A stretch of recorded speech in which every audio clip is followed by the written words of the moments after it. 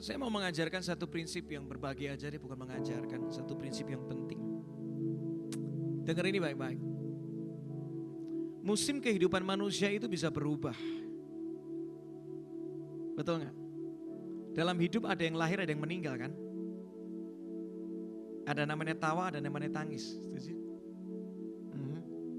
Ada waktu di mana kita kuat, ada waktu kita lemah kan? Ada waktu di mana kita berlimpah, tapi ada waktu kita bisa kurang. Ada waktunya engkau bisa sehat, ada waktunya engkau bisa sakit. Setuju? Musimmu tuh bisa berubah loh. Tapi puji Tuhan, Ibrani 13 ayat 8 ngomong kayak gini, Yesus gak pernah berubah. Artinya gini, apapun kondisimu, apapun keadaanmu, selalu ada Tuhan di sana di setiap musim yang kau alami. Dan dia gak cuma ada, tetapi dia bisa membuat setiap musimmu itu semuanya bisa jadi baik. Di tangan Tuhan yang kelihatannya buruk, tetap bisa Tuhan ubah jadi kebaikan. Semua yang kelihatannya buruk, semua yang kelihatannya tidak berarti, Tuhan bisa ubah semuanya jadi kebaikan. Saya dulu kadang-kadang mikir, Tuhan, kenapa ya aku tuh waktu selesai kuliah, saya nih bikin usaha, tapi berulang kali coba gak ada satupun yang berhasil. Itu malunya minta ampun. Karena apa? Pelayanan jalan terus, tetapi kegagalan juga jalan terus. Ini di mimbar nyanyinya lebih dari pemenang, padahal di dalam hati itu mempertanyakan kapan menangnya. Kita seringkali bisa nyanyi loh, oh Tuhan itu luar biasa, tapi bisa jadi dalam hatimu bertanya-tanya, mungkin gak itu bisa terjadi? 6 kali saya bangun bisnis, gak pernah ada yang jalan. Baru buka sebentar tutup, buka sebentar tutup. Jadi omongan banyak orang, udah ngabisin banyak duit. Hidupnya gak kemana-mana. Sampai di titik dimana saya itu sudah nyerah, benar-benar nyerah. Saya waktu itu udah mau pindah dari Surabaya pindah ke Jakarta. Saya sudah pamitan sama beberapa teman-teman, udah deh gue pindah aja deh ke Jakarta. Gak punya masa depan di kota Surabaya. Tapi di momen seperti itu tiba-tiba gembala saya, pemimpin saya panggil saya. Ki, aku mau ketemu sama kamu. Dan dia menawarkan sebuah pekerjaan yang saya paling hindari. Yaitu menjadi seorang staf di gereja, saya paling gak mau. Karena saya ngerasa jadi staf di gereja itu bakal boring banget, kegiatannya tiap hari di gereja mulu gitu. Dan gak tahu mau ngapain. Dan gak jelas juga, apakah saya bisa hidup dari sana dengan penghasilan yang ada di gereja. Semuanya serba gak jelas. Tapi tiba-tiba di tengah ketidakjelasan itu, saya merasa terdorong untuk saya mesti doa sama Tuhan. Karena kalau saya gak tahu, Tuhan saya tahu tentang masa depan saya. Dengar ini baik-baik. Kalau engkau gak tahu, engkau punya Tuhan yang maha tahu. Dia tahu apa yang terjadi di hidupmu. Dia tahu apa yang bisa terjadi di masa depanmu. Dia tahu semua rencana yang baik buat hidupmu. Jadi jangan takut, datang sama Tuhan yang tahu segala-galanya. Amin. Kita bisa gak tahu, tetapi Tuhan bisa tolong kita. Dia bisa kasih tahu apa yang terbaik buat kita. Karena dia Tuhan yang maha tahu. Saya akhirnya datang sama Tuhan. Singkat cerita ketika saya datang sama Tuhan, bergumul selama beberapa minggu karena saya mesti kasih jawaban sama pemimpin saya di gereja. Dan akhirnya Tuhan kasih saya damai sejahtera. Saya cuma dapat satu pengertian yang sederhana. Mereka ini orang tua rohanimu. Kalau orang tuamu ngomong apa dan kamu gak tahu mesti ngapain, udah gak usah kebanyakan gaya, nurut aja dulu. Singkat cerita saya ngikutin aja yang mereka mau. Tanpa saya tahu saya bakal dapat jabatan apa, saya bakal dikasih berkat berapa. Karena saya kan juga butuh makan, saya juga pengen punya masa depan. Mikirin dong sisi-sisi yang lain. Singkat cerita, saya akhirnya berkata iya sama pemimpin saya. Dan saya baru tahu ternyata saya itu ditaruh di tempat yang paling rendah. Beneran, itu tempat yang gak enak buat saya. Tempat yang gak mudah buat saya, apalagi dipimpin sama seseorang yang lebih muda dari saya. Saya awalnya sempat komplain sama Tuhan. Tuhan, kan mestinya saya ini udah 16 tahun loh ada di gereja ini. Masa saya cuma dapat jabatan kayak gini sih? Saya sudah cukup lama di gereja ini. Masa gak ada jabatan lebih baik? Tapi rasanya Tuhan kayak terdiam aja. Saya gak dapat jawabannya. Karena jawaban yang saya dapat pokoknya masuk aja tanpa tahu harus gimana. Bulan pertama gak mudah. untuk jadi staf di gereja. Gak mudahnya karena apa? Saya ini biasanya orangnya aktif. Biasa bikin planning, biasanya action sana sini. Tiba-tiba gak disuruh ngapa-ngapain. Saya tanya kerjaan saya mesti ngapain? Udah santai aja. Udah lakukan yang bisa dilakukan dulu apapun juga loh. Gak bisa, harus ada planningnya. Saya rasanya pengen komplain terus. Beberapa kali saya ajak meeting pemimpin saya dan udah lagi kamu ikutin aja dulu udah. Ya kalau kamu masih bisa melayani, masih bisa memimpin, lakukan dulu lah. 3 bulan proses yang mudah buat saya awalnya. Tapi tiba-tiba kepercayaan mulai datang. Kepercayaan mulai datang. Saya disuruh bikin modul untuk pelatihan pujian penyembahan di gereja. Saya setia dengan itu. Setia dengan itu. Akhirnya dari kurikulum yang dibuat akhirnya bisa mengajar ke beberapa kota ya, cabang gereja kami. Dari Surabaya pergi ke Malang, waktu itu pergi ke Medan lah, pergi ke banyak kota lah di Indonesia. Akhirnya mulai seru. Akhir tahun 2012, saya masih ingat banget. Tiba-tiba pemimpin ngomong, kita di gereja mau bikin album. Ki, kamu jadi produsernya. Saya kaget banget. Harusnya kan orang-orang di situ ada pemimpin yang lebih layak. Saya bingung kenapa saya yang dipercaya. Saya cuma tahu satu hal hari itu. Kenapa Tuhan izinkan saya untuk saya mesti ada di titik bawah dalam hidup saya. Supaya semua kesombongan saya itu dihancurkan. Kadang-kadang Tuhan membawa kita ke satu musim yang gak enak. Itu karena karakter kita mesti dibenerin dulu. Orang kalau mau dipercaya sama Tuhan, karakternya mesti bener dulu. Karena apa? Kalau karaktermu gak baik, attitude-mu gak bener, kuasa kepercayaan yang ada di tanganmu itu bisa merusak hidupmu malah. Anak kecil yang gak tahu gimana cara mengendalikan motor itu malah bisa berujung membawa kecelakaan buat dia, betul gak? Ada orang yang karakternya gak bener, baru diangkat sedikit langsung korupsi, betul kan? Ada orang yang karakternya gak bagus, baru dikasih kepercayaan dikit, tiba-tiba jadi sombong, gak nganggep temen-temennya, betul gak? Memandang rendah orang lain. Gara-gara dikasih kuasa justru menindas orang lain karena karakternya gak bener. Makanya kalau Tuhan membentuk kita, saya hari itu lagi sadar. Ternyata aku nih sombong banget ya. Ternyata aku nih seringkali hatiku keras gak mau dibentuk. Tapi ketika aku ngikut sama Tuhan, hari itu di tempat yang gak mudah. Semua racun-racun dari hati saya dikeluarkan satu-satu sama Tuhan. Singkat cerita, ketika racunnya keluar, karakternya jadi lebih baik. Kepercayaan mulai datang satu demi satu. Satu demi satu. Dari bikin album, dipercaya jadi produser. Dan satu persatu kepercayaan mulai datang, mulai akhirnya diangkat dari tempat yang rendah, diangkat akhirnya jadi ketua bagian development untuk pujian penyembahan di 35 cabang gereja. Gak pernah kepikir dalam hidup saya. Sampai singkat cerita, 2014 lagu Kemenangan Terjadi di Sini tercipta. 2017 lagu itu dinyanyikan dalam sebuah album solo yang saya buat. Dan gak pernah kepikir dalam hidup saya lagu itu bisa memberkati banyak orang dengan tanpa batas. Bahkan diterjemahkan ke beberapa bahasa dan akhirnya bisa memberkati orang gak cuma di Indonesia tapi kepada bangsa-bangsa. Semuanya bermula dari cerita orang yang gagal, yang gak tahu hidupnya mesti kemana. Tapi di tangan Tuhan, semua cerita kegagalan kita, ternyata Tuhan mau buat sebuah cerita kemenangan di baliknya. Asal kita mau dibentuk, asal kita mau mendekat sama Tuhan, asal kita mau percaya sama rencananya Tuhan, percaya semua yang gak mungkin, itu bisa Tuhan buat jadi mungkin. Yang percaya katakan amin. Yang percaya katakan amin. Bisa jadi hari ini langkahmu ke depan gagal. Hidup tuh gak pernah lepas dari kegagalan kok, betul kan? Kita bisa ngalamin sama kegagalan. Tapi jangan takut gagal.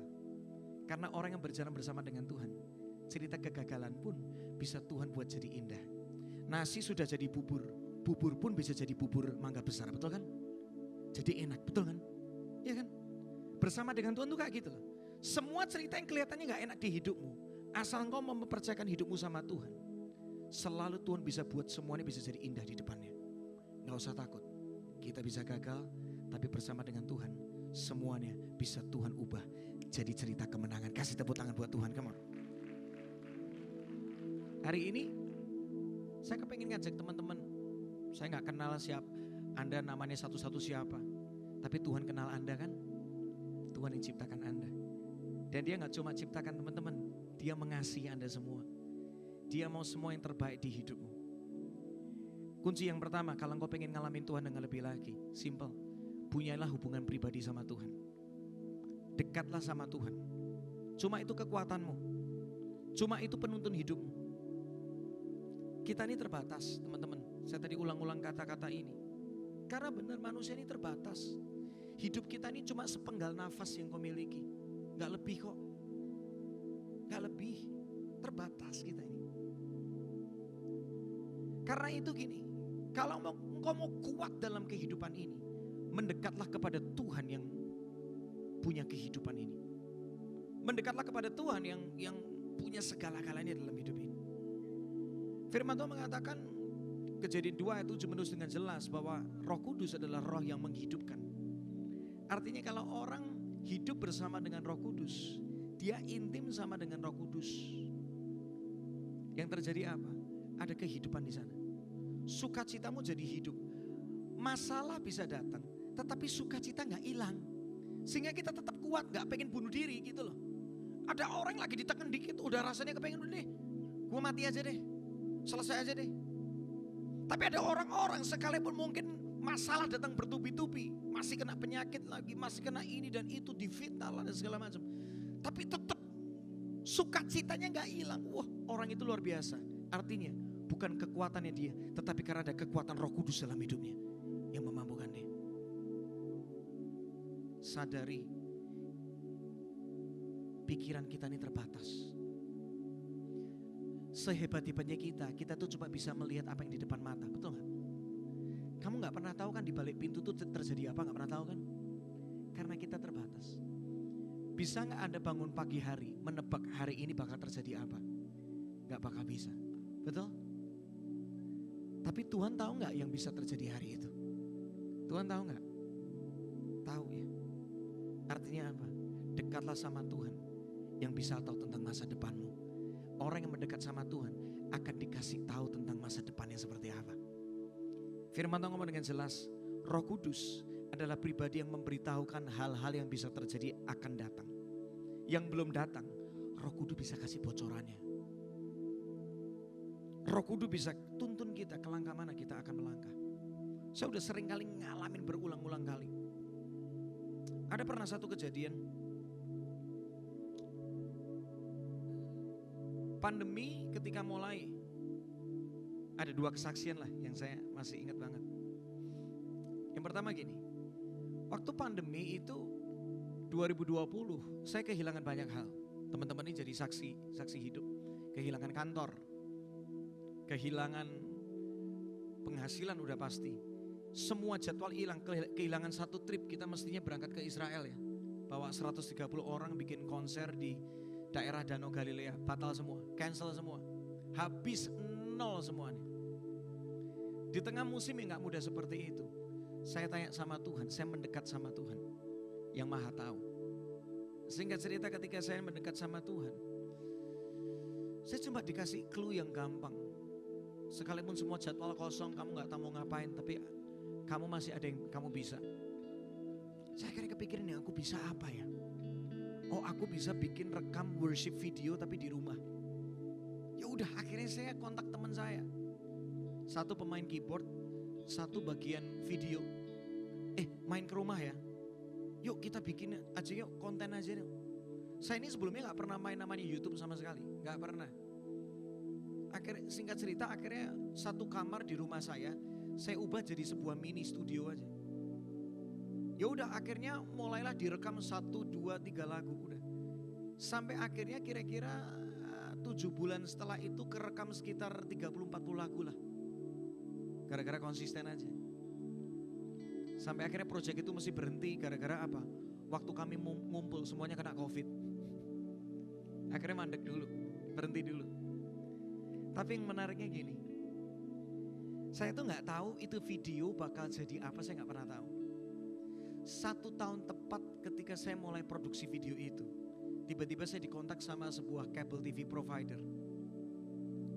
Kabel TV ini kontak ke saya, CEO-nya yang kontak saya, ngajak ketemuan, dan akhirnya kita ketemuan. Ternyata dia mau bikin satu channel baru, dan itu Christian Music Channel. Dia mau ada 24 jam non-stop ada worship di sana, di channelnya dia. Akhirnya dia kasih saya sebuah kontrak, dan dia ngomong kayak gini, Pak Franky, tolong bisa gak kasih ke saya video-videonya segera. Wah Pak, saya lagi bangun studio sih, tapi jadinya masih rada nanti. Itu gimana Pak? Wah Pak, saya butuh 3 minggu lagi, ini channelnya mesti segera buka Pak. Harus aktif langsung Pak. Tiba-tiba Tuhan ingatkan saya, loh kamu kan punya stok 30-40 video yang kamu pernah rekam sebelumnya.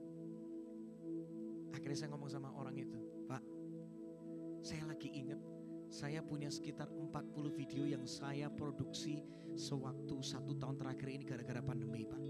Boleh gak video yang sudah saya rekam itu saya kasih dulu ke Bapak, sehingga 3 minggu lagi video itu udah siap dan bisa langsung tayang semua.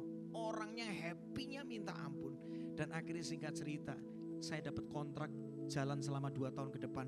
Dan singkat cerita, budget produksi yang dibutuhkan semuanya dicukupkan dengan sangat luar biasa. Tuhan kita dahsyat, kasih tepuk tangan buat Tuhan. Dan teman-teman ini seringkali terlibat, ya. Kita seringkali sampai hari ini masih bikin konten. Menariknya gini, setahun sebelumnya saya nggak pernah tahu bakal ketemu ini orang, betul? Saya nggak pernah tahu. Saya juga manusia sama seperti Anda yang biasa. Cuma menariknya gini, sekalipun kita biasa, kita punya Tuhan yang luar biasa. Sekalipun kita terbatas, tapi kita tahu kita punya Tuhan yang tidak terbatas. Sekalipun seringkali kita nggak tahu, tetapi kita kan punya Tuhan yang maha tahu. Amin. Mendekatlah sama Tuhan yang tahu, yang punya kuasa, yang bisa melakukan perkara-perkara yang kita nggak bisa, tapi Tuhan kita bisa. Makanya kalian mesti punya hubungan yang dekat sama Tuhan. Supaya apa? Supaya dikuatkan. Ketika kau ngadepin sesuatu, ada kekuatan Tuhan yang kasih buat kita. Orang yang mau deket gini loh, lampu ini bisa nyala gara-gara deket sama connect sama listriknya kan, betul kan? Kalau lampunya nggak connect sama listrik kan lampunya bisa nyala apa enggak? Kagak. Itulah hidup kita, hidup manusia. Kalau engkau nggak nempel sama Tuhan, kekuatanmu nggak ada, dampakmu nggak ada.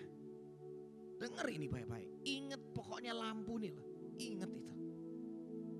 Orang yang dekat sama Tuhan bisa dikasih tahu tentang masa depannya. Anda kalau punya rahasia, contoh Anda punya kartu ATM. Itu kan ada pinnya, ada passwordnya, betul ya? Anda punya email, ada pinnya, ada passwordnya kan? Ada passwordnya, betul kan? Itu kan rahasia ya, setuju? Anda bakal kasih tahu sama sembarangan orang apa enggak? Enggak mungkin. Dikasih tahu cuma sama siapa? Mungkin Anda gak pernah kasih tahu orang lain, betul? Tapi paling enggak kalau ada seseorang yang Anda bisa percaya, yang tahu PIN dari ATM saya, itu cuma istri saya. Anakku aja gak tahu, tapi istri saya tahu. Kenapa saya kasih tahu sama istri saya? Karena dia orang yang dekat sama saya, yang paling dekat sama saya, selain Tuhan tentunya, dan dia yang paling bisa dipercaya. Makanya saya kasih tahu semua rahasia sama dia. Tuhan punya banyak rahasia buat hidupmu, buat masa depanmu, buat sekolahmu, buat apapun yang ada di hidupmu di masa datang. Kalau engkau mendekat sama dia, Tuhan mau kasih tahu semuanya, selangkah demi selangkah demi selangkah. Tuhan bisa nyatakan buat hidupmu. Kasih tepuk tangan buat Tuhan. Jadi gini, gak usah takut akan masa depanmu. Karena dekat sama Tuhan, kita aman. Dekat dengan Tuhan, masa depanmu aman. Nah, untuk dekat, saya akan tutup dengan ini. Untuk dekat, itu kan butuh usaha, betul? Setuju? Anda punya teman dekat, saya kok cukup yakin ya, Anda pasti sering hubungin teman itu. Karena namanya kedekatan, itu sesuatu yang mesti diusahakan. Gak bisa saya mau deket sama teman saya nih, namanya Herman. Saya gak bisa kalau misalnya, oh Man aku mau deket sama kamu. Tapi saya gak pernah kontak dia. Saya gak pernah pengen ketemu sama dia. Saya cuek-cuekan sama dia. Dalaman kita ketemunya 2 tahun sekali deh. Mana bisa deket sama dia, betul gak? Namanya orang mau deket mesti diusahakan. Setuju? Kalau engkau sudah bicara anggukan kepala supaya saya tahu Anda setuju. Kalau engkau mau dekat sama Tuhan, bangun pagi cari Tuhan dong. Karena kalau engkau gak cari Tuhan, engkau gak bakal dekat sama Tuhan. Let me tell you something, itu prinsipnya. Saya sampai detik ini, every morning loh, setiap pagi, saya memilih untuk datang sama Tuhan. Karena saya tahu, kekuatanku hanya dalam hadirat-Mu, Yesusku. Hanya Kaulah segalanya. Cuma itu yang menguatkan saya. Saya memilih dekat sama Tuhan. Dekat itu mesti diusahakan. Cari dong Tuhan. Kalau engkau suka cari Tuhan, kalau engkau sering nanya sama Tuhan, apapun yang kau alami, tanya sama Tuhan dulu. Sebab Dia lebih dahsyat dari siapapun yang ada di muka bumi ini. Tanya sama Tuhan. Kalau engkau pengen dekat, saya pengen dekat sama Herman, saya sering nanya, Man, lu pagi ini makan apa Man? Man, lu mau kemana Man? Man, lu suka baju warna apa sih Man? Man, ada komunikasi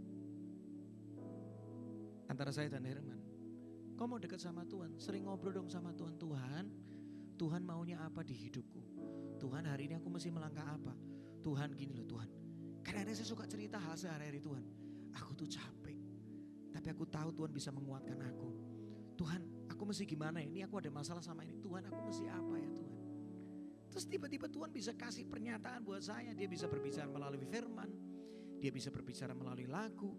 Dia bisa berbicara melalui sesuatu yang tiba-tiba diingatkan. Itulah Tuhan kita. Dia memanggil dirinya Bapa. Artinya apa? Bapa itu ngomong sama anaknya. Setuju?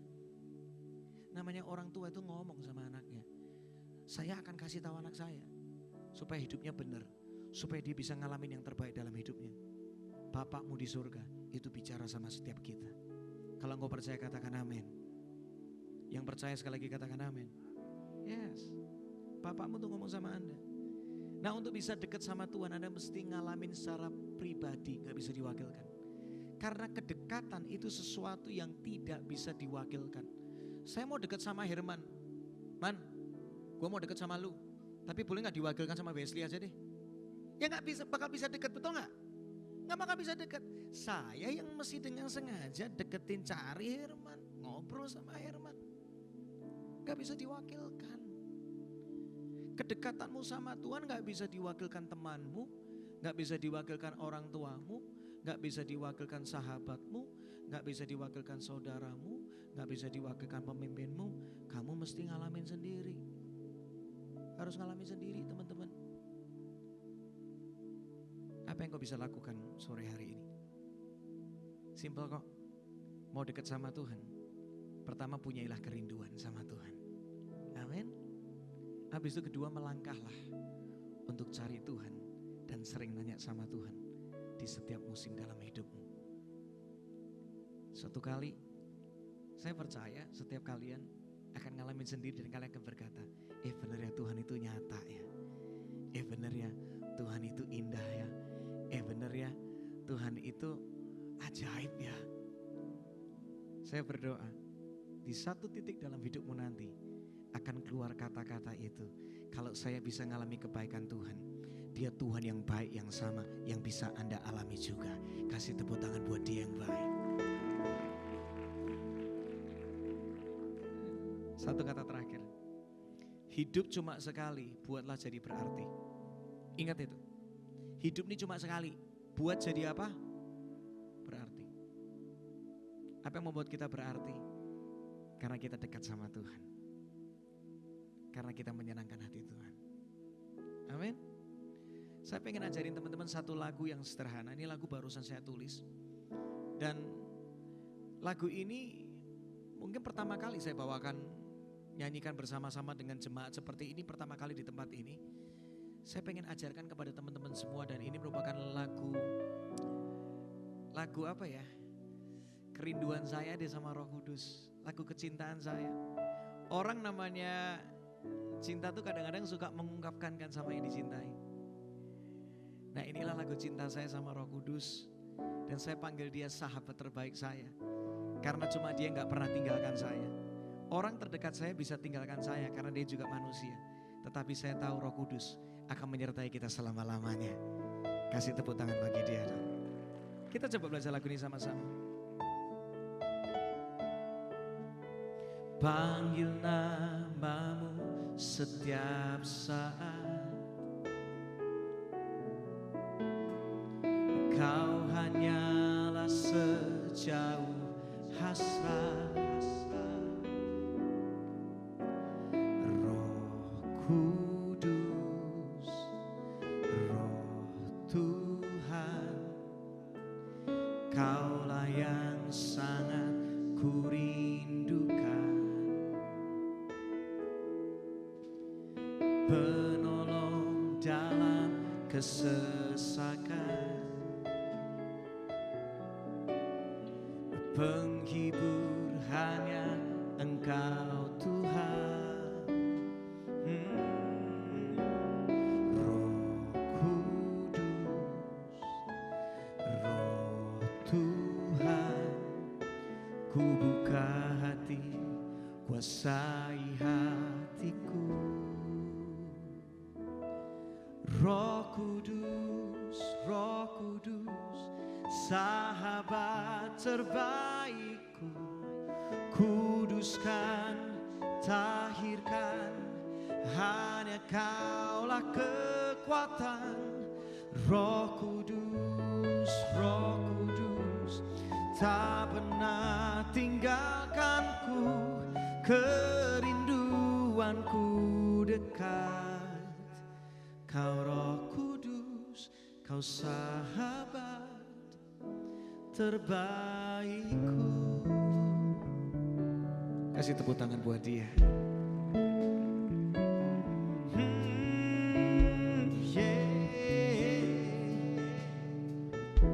Kita belajar lagu ini sama-sama.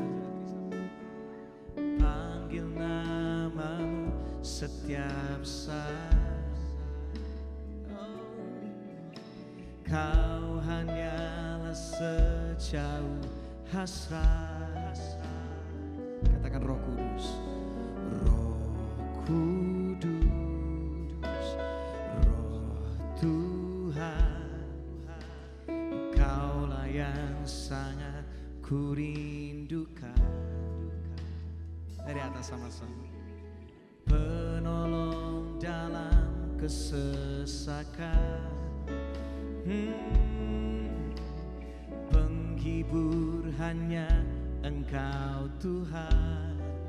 Panggil namanya Roh Kudus, Roh Kudus, Roh Tuhan, ku buka hati, kuasai hatiku. Katakan Roh Kudus, Roh Kudus, sahabat terbaikku, kuduskan, tahirkan, hanya Kaulah kekuatan. Roh Kudus, Roh Kudus, tak pernah tinggalkanku, kerinduanku dekat. Kau Roh Kudus, Kau sahabat. Roh Kudus, Roh Kudus, sahabat terbaikku, kuduskan dan tahirkan, hanya Kaulah kekuatan. Roh Kudus, Roh Kudus, tak pernah tinggalkanku, kerinduanku dekat. Kau Roh Kudus, Kau sahabat terbaikku.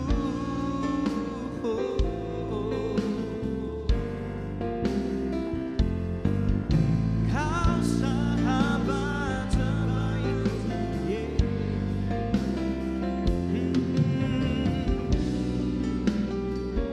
Kau sahabat setiap kami Tuhan, dalam segala keadaan.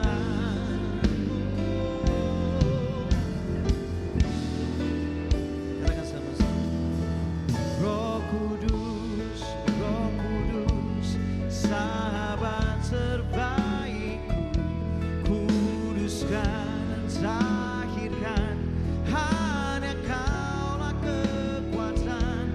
Roh Kudus, Roh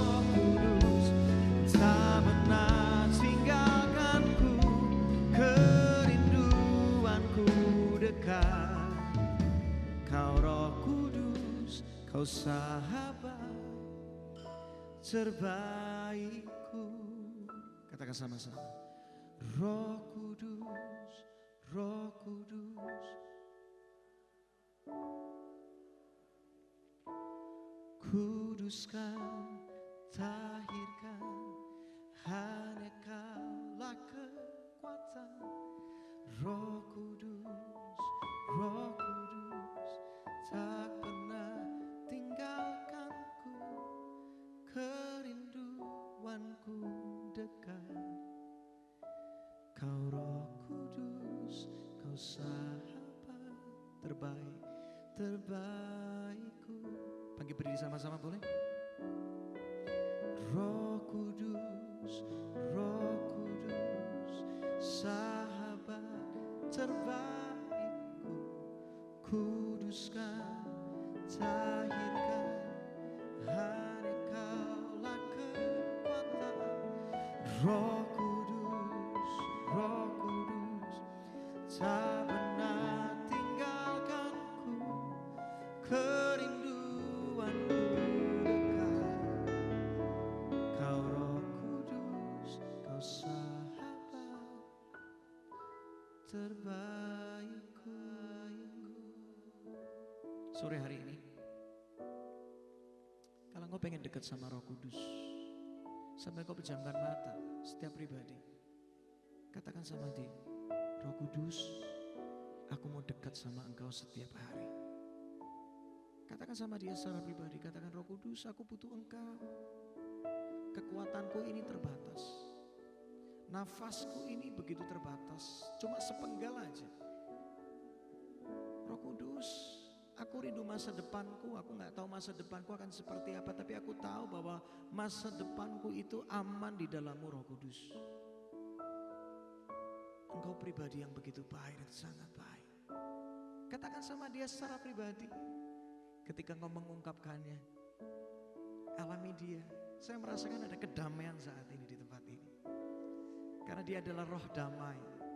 Karena dia adalah roh yang menenangkan. Karena dia adalah roh yang menyegarkan kita. Alami Tuhan secara pribadi sore hari ini setiap kita. Yes. Engkau masih muda. Dan ini waktu yang terbaik untuk kau kenal pribadi Roh Kudus. Alami saat ini, katakan Roh Kudus, aku pengen kenal Engkau. Roh Kudus, aku pengen ngalami Engkau secara pribadi. Roh Kudus, aku pengen ngalami kuasa-Mu, pengen ngalami keajaiban-Mu, pengen ngalami pribadi-Mu lebih lagi. Roh Kudus, nyatakan pribadi-Mu buat teman-teman yang masih muda di tempat ini. Mereka mungkin gak ngerti, tapi hari ini, sekalipun mereka mungkin belum mengerti, tapi aku percaya Tuhan saat ini pribadi-Mu sedang dinyatakan, ada kedamaian di sana. Engkau nyata Tuhan. Engkau pribadi yang nyata bagi setiap kami. Terima kasih Tuhan.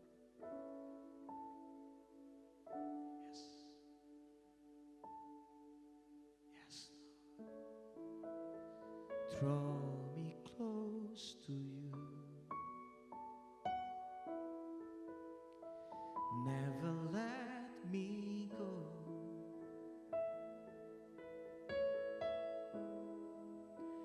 I lay it all and down again to hear you say,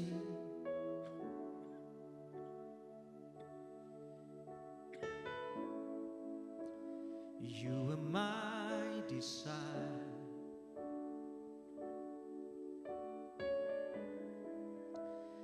No one else will do.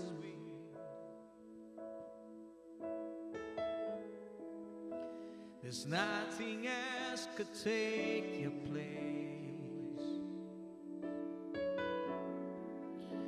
To feel the warmth of your embrace and help me find the way and bring me back to you. Kalau kau merindukan Roh Kudus, Kau bisa angkat tanganmu sama-sama. Oh, you're all I want. Nyanyikan. You're all I ever need, and you're all I want. Help me know you I need. Help me know you I need. You're all I want, Jesus. You're all I want. Oh, you're all I ever needed. You're all I ever needed. You're all I want. Help me know you I need.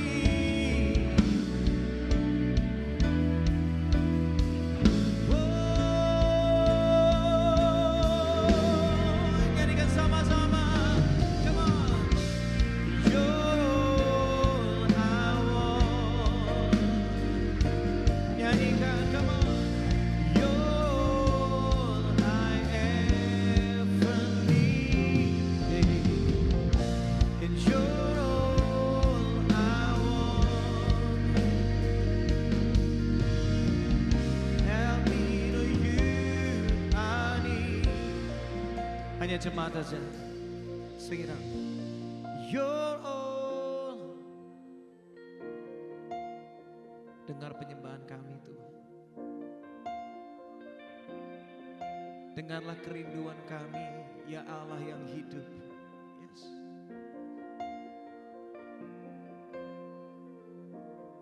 Inilah nyanyian Tuhan, kerinduan kami di generasi ini.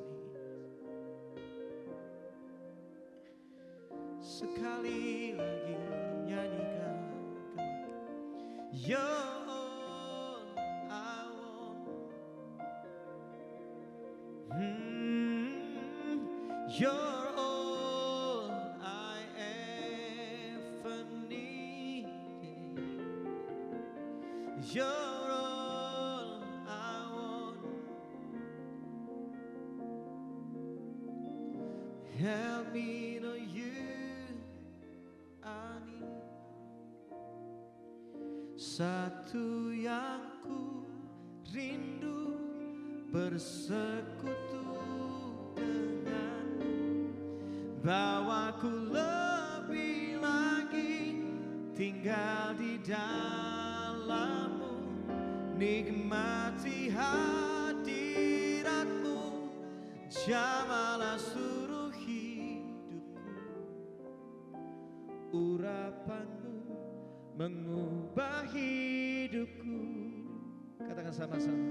Satu yang ku rindu bersekutu denganmu, bawaku lebih lagi tinggal di dalammu, nikmati hadiratmu, jamalah seluruh hidupku. Katakan. Urapanmu mengubah hidupku. Oh, satu yang ku rindu bersekutu denganmu, bawaku lebih lagi tinggal di dalammu, nikmati hadiratmu, jamalah seluruh hidupku. Urapanmu mengubah hidupku. Nyanyikan sama-sama. Satu yang ku rindu bersekutu denganmu, bawaku lebih lagi tinggal di dalammu, nikmati hadiratmu, jamalah seluruh hidupku. Urapanmu mengubah hidupku. Nyanyi bareng-bareng yuk, katakan. Satu.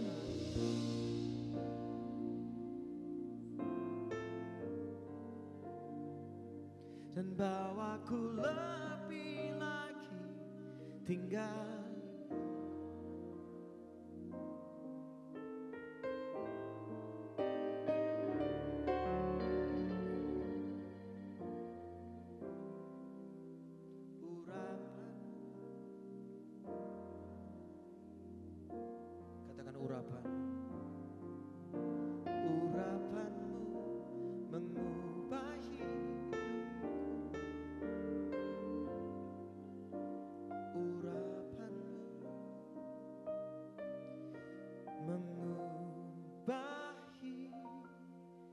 hidupku.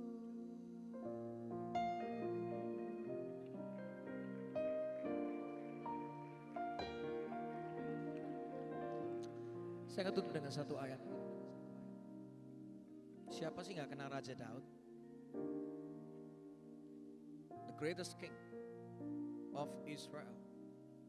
Raja yang paling bisa dikatakan paling termasyur di Israel. Makamnya hari ini masih ada. Orang respect sama dia. Karena dia seorang raja yang luar biasa. Dia membawa bangsa Israel mengalami kemenangan yang begitu besar, begitu dahsyat di zamannya. Gak cuma itu, dia seorang raja yang bisa dikatakan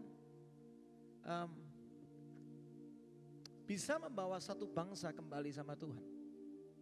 Makanya ada namanya Pondok Daud, ada namanya Kemah Daud, yang membawa satu bangsa itu akhirnya nempel sama Tuhan. Yang lebih kerennya lagi, Yesus itu dipanggil sebagai anak Daud, betul? Siapa sih gak kenal Daud? Ini orang luar biasa. Tapi dia bukan orang yang sempurna loh, betul? Dia bisa gagal, dia pernah berzina, dia pernah merasa bahwa memperhitungkan segala sesuatu sama Tuhan, merasa bahwa dia bisa meraih itu karena kekuatannya. Dia bisa jadi sombong. Tapi di semua kegagalannya, di semua keterpurukannya, dia selalu berlari kembali kepada Tuhan. Itu hebatnya Daud. Dia gak lari meninggalkan Tuhan, tetapi selalu berlari mendekat sama Tuhan. Mazmur 27 ayat 4 menuliskan ini. Ingat ayat ini menjadi ayat favoritmu. Daud ngomong kayak gini, Mazmur 27 ayat 4, kalau multimedia bisa tampilkan akan sangat luar biasa. Mazmur 27 ayat yang keempat. Coba kita tunggu. Karena kita mau baca bersama-sama. Kita baca bersama-sama boleh? Keluarkan suara yang terbaik. Yang mau baca firman ini katakan yes. Yes. Siap-siap keluarkan suara yang terbaik. 3, 2, 1. Satu hal telah kuminta kepada, itulah yang kuingini. Diam di rumah Tuhan seumur hidupku. Menyaksikan apa? Dan seorang raja yang begitu besar. Bisa gak Daud minta sama Tuhan, aku mau umur panjang? Bisa gak? Bisa gak Daud minta sama Tuhan, aku mau kekayaan yang berlimpah? Bisa gak? Ini orang dekat sama Tuhan. Bisa gak dia minta? Bisa dong. Tuhan minta dong, perluas daerahku sampai seluruh bumi. Itu menjadi wilayah kerajaanku. Bisa gak dia minta kayak gitu? Bisa. Tapi Daud sadar, semuanya itu cuma sementara. Dia minta satu hal yang tidak pernah tergantikan dalam hidupnya. Dia minta satu yang gak pernah meninggalkan dia. Dia minta satu yang nilainya kekal. Dia minta apa sih sama Tuhan? Cuma satu. Berarti kalau satu itu paling penting ya. Dia cuma minta satu. Artinya apa? Itu yang paling penting dalam hidup Daud.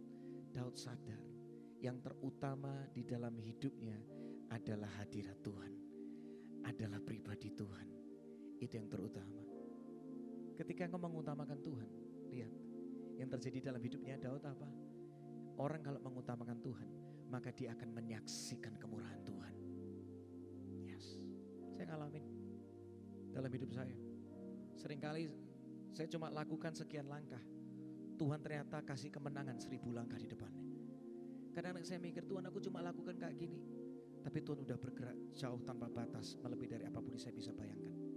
Orang yang dekat sama Tuhan, saya akan tutup dengan ini. Ada kuasa Tuhan akan menyertai hidupnya.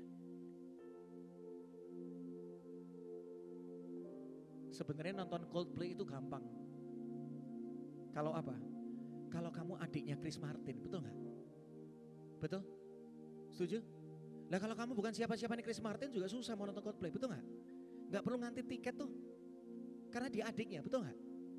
Karena dia punya hubungan dekat dengan vokalis ya. Aksesnya jadi gampang, betul gak? Kalau kamu dekat sama Tuhan pencipta langit dan bumi yang punya segala-galanya, yang bisa menaklukkan maut.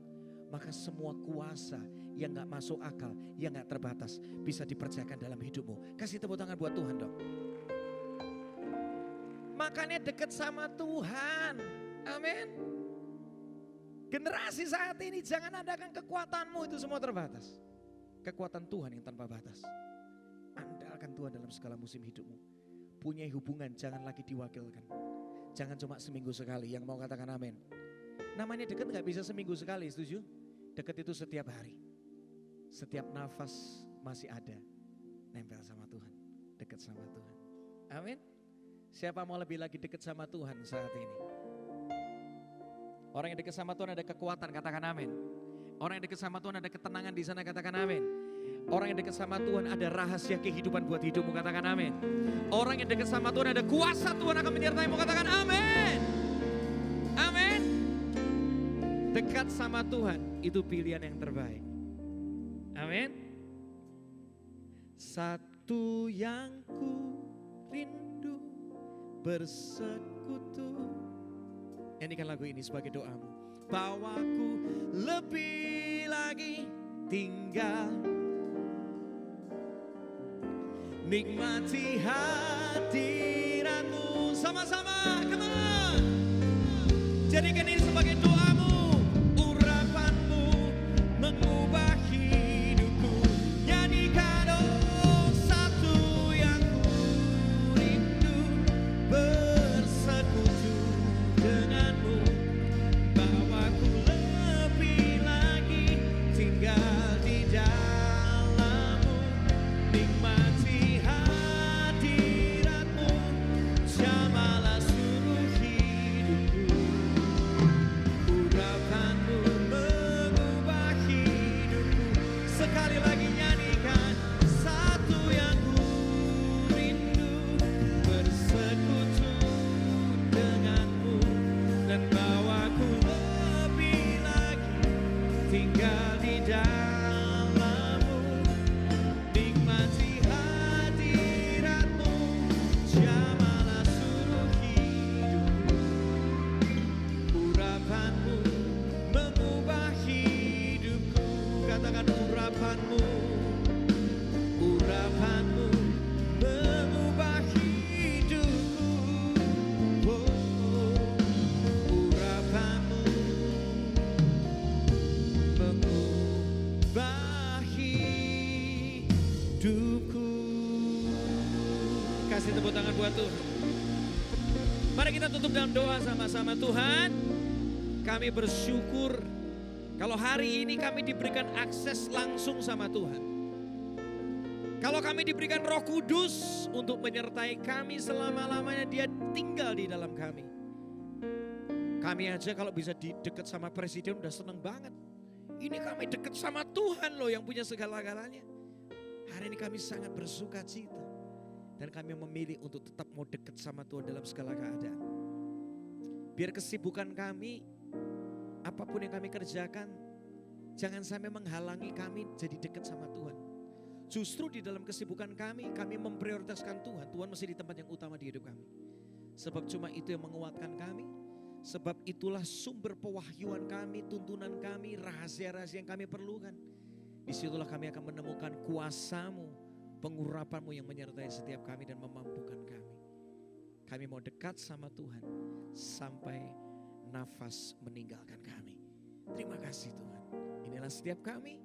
Ingatkan kami kalau kami sudah mulai menjauh. Ingatkan kami kalau kami sudah mulai menyimpang. Roh Kudus, jamah kami. Ingatkan kami kembali. Supaya kami terus melekat sama Engkau, sumber kehidupan kami. Terima kasih Bapa. Dalam nama Yesus kami bersyukur dan berdoa. Haleluya. Amin. Kasih tepuk tangan yang luar biasa buat Tuhan. Silakan duduk kembali. Saya serahkan.